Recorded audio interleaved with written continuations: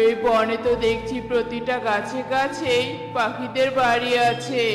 তার মানে এই বনে আমার খাবারের কোনো অভাব হবে না। আয়েশ করে পাখি আর পাখির ছানাদের ধরে খাবো। ক্ষুধা লেগেছে, দেখি কোথাও কোনো পাখির ছানা আছে কিনা। শিয়াল সামনে চলে আর চারিদিকে তাকাতে থাকে। কিছু দূর যেতেই শিয়াল তার সামনে পারুলকে দেখতে পায়।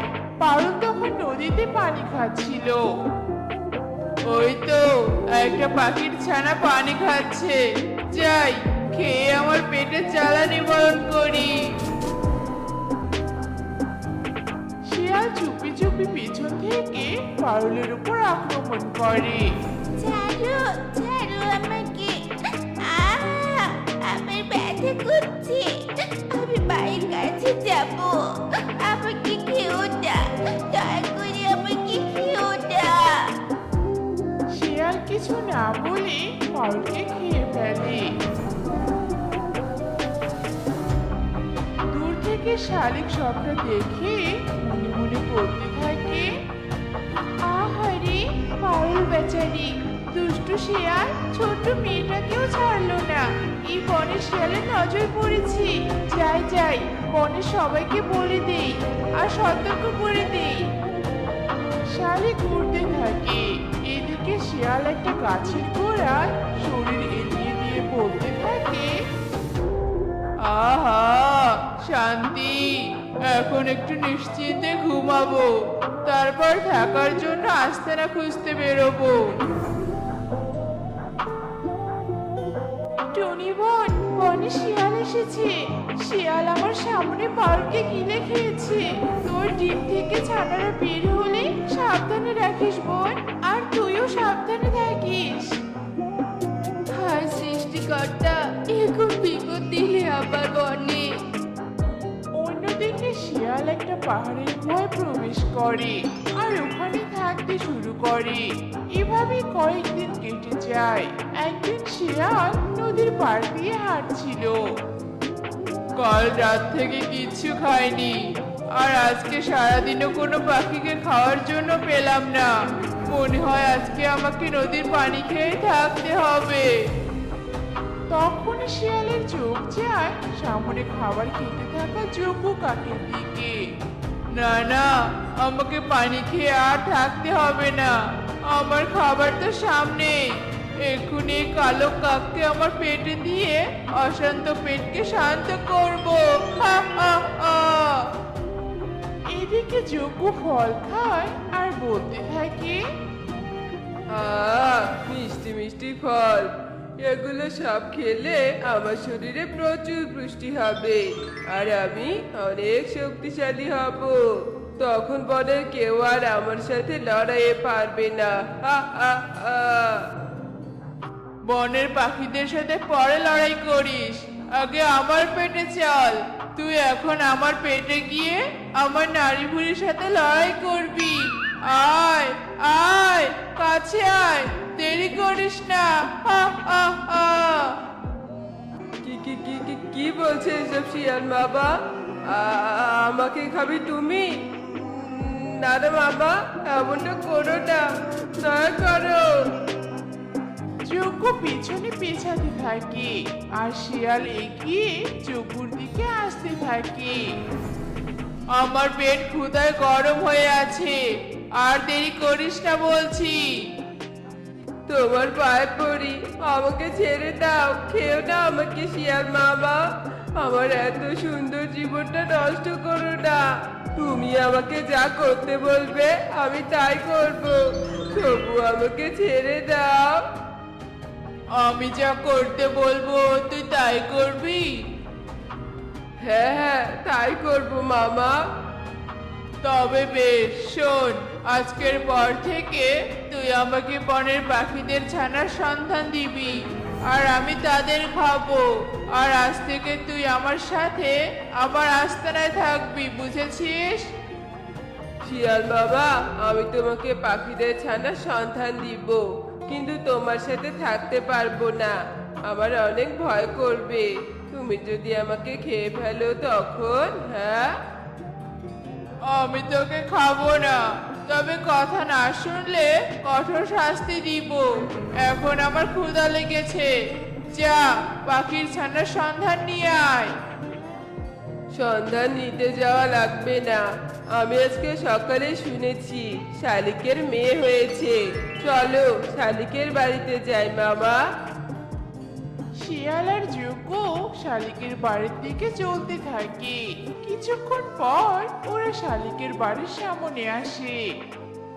যজ্ঞ, যা ঘর থেকে ছানাটাকে নিয়ে আয়, আমার আর তর্স হয়েছে না। শালিক ঘরে থাকলে ওকেও নিয়ে আসিস, বুঝেছিস?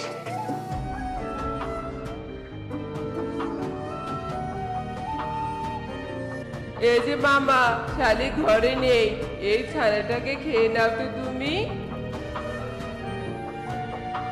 শিয়াল ছানাটাকে খায় আর যজ্ঞকে নিয়ে ওখান থেকে চলে যায়। দূর থেকে শালিক সবটা দেখে আর শালিক অনেক কান্না করতে থাকে। আমার ছানা, যজ্ঞ কাক, তুই ওই শিয়ালের সাথে হাত মিলিয়েছিস। সৃষ্টিকর্তা তোদের ছাড়বে না। শালু আমার প্রথম সন্তান ছিল। একদিন সকালে শিয়াল গুহায় বসেছিল, এমন সময় ওখানে যজ্ঞ আসে। কিরে, এত তাড়াতাড়ি যে ফিরে আসলি? পাখির ছানার সন্ধান পেয়েছিস? হ্যাঁ শিয়াল মামা, পেয়েছি। আমার বাড়ির পাশে ছোট টুনি তার দুটো ছানাকে নিয়ে থাকে। চলো তুমি, আজকে ওই ছানাদের খাবে।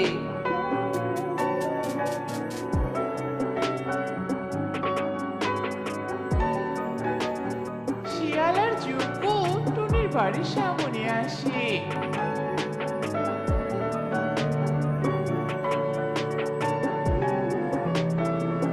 বাহ রে যজ্ঞ, তুই তো আজ কাজের মতো কাজ করেছিস।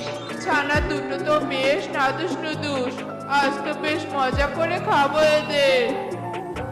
শিয়াল ওদের যে খেতে ধরে, ঠিক তখনই ওখানে টুনি আসে। না শিয়াল মামা, আমার ছানাদের খেও না, দয়া করে ছেড়ে দাও ওদের। আমার ছানাদের পরিবর্তে তুমি আমাকে খাও।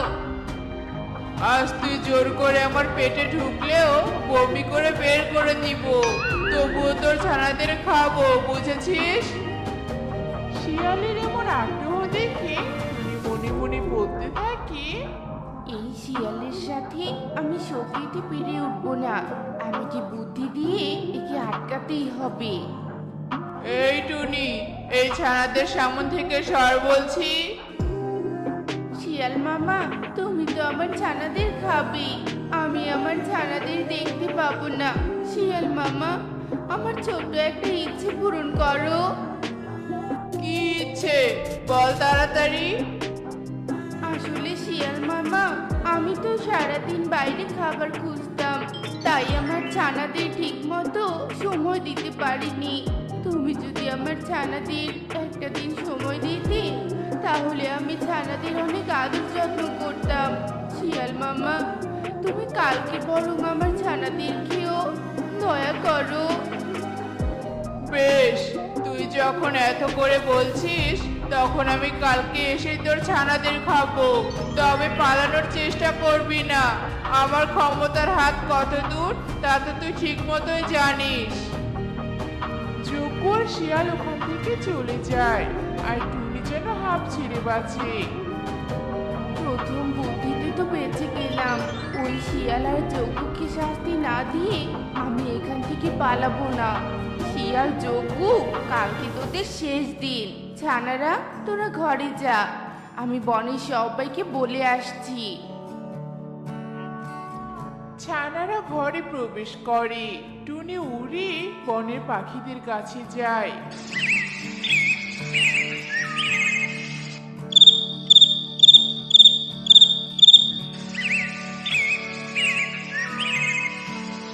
পরের দিন শিয়াল তার কথা মতো টুনি ছানাদের খেতে আসে। এদিকে টুনি তার বুদ্ধিমতো একটা গর্তে কাটা রাখে আর তার উপর লতা পাতা দিয়ে ঢেকে রাখে। আর তার ছানাদের গর্তের উপরে রেখে দেয়। টুনি, কই তোর ছানারা? আমার সামনে আন এদের। শিয়াল মামা, ওই যে আমার ছানারা, তুমি ওদের খেতে পারো। যাও, ওদের কাছে যাও। শিয়াল ছানাদের দেখে লোভ সামলাতে না পেরে লাফ দেয়। ছানারা ওখান থেকে উড়ে চলে যায় আর শিয়াল গর্তে পড়ে যায়। শিয়ালের পুরো শরীরে কাঁটা প্রবেশ করে। ওরে বাবা রে, ওরে মারে, মরে গেলাম রে, মরে গেলাম। যজ্ঞু, বাঁচা আমাকে, বাঁচা। শিয়াল গর্তেই মারা যায়। শিয়াল মারা যাওয়ার পর যজ্ঞ ভীষণ রেগে যায় আর বলতে থাকে, ছোট্ট টুনি, তোর সাহস তো কম নয়, আমার সঙ্গে শিয়ালকে মারলি, আজ তো তোকে আমি মেরেই ফেলবো। যজ্ঞ যে টুনির দিকে এগিয়ে আসতে ধরে, ঠিক তখনই বনের পাখিরা লাঠি হাতে যজ্ঞকে ঘিরে ধরে। তুই নিজেই আজ বাঁচবি না, তাহলে টুনিকে মারবি কি করে শয়তান যজ্ঞ? এই মারো সবাই, মারো এই যজ্ঞকে। সবাই যজ্ঞকে মারতে মারতে মেরেই ফেলে। যজ্ঞর মৃতদেহ গর্তে ফেলে দেয়। টুনি, আজ তোর বুদ্ধির জোরে এত বড় বিপদ থেকে সবাই বাঁচলাম। এখন আমাদের কেউ আর ক্ষতি করতে পারবে না। সবাই সেখান থেকে চলে যায় আর আগের মতো সুখে দিন কাটাতে থাকে। তো বন্ধুরা, বিপদে ভয় না পেয়ে বরং বুদ্ধি দিয়ে বিপদকে জয় করা উচিত। আর আমাদের আজকের গল্পটি তোমাদের কাছে কেমন লেগেছে তা